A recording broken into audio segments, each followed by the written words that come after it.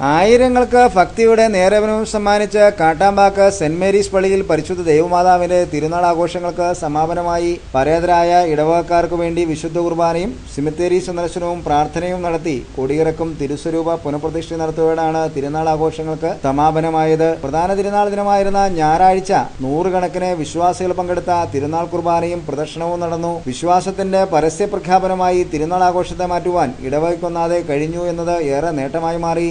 ആസ്വാദക മനസ്സുകൾക്ക് ഏറെ സൗകര്യം സമ്മാനിച്ചുകൊണ്ട് തിരുനാൾ ആഘോഷത്തിന്റെ ഭാഗമായി കൊല്ലം അസീസിയുടെ നാടകവും നടന്നു. വികാരി ഫാദർ ജോസഫ് പുതിയിടത്തിന്റെ നേതൃത്വത്തിലായിരുന്നു ഇടവക ആത്മീയമായ പുതിയ മുന്നേറ്റത്തിന് ആതിഥ്യമരുളിയത്.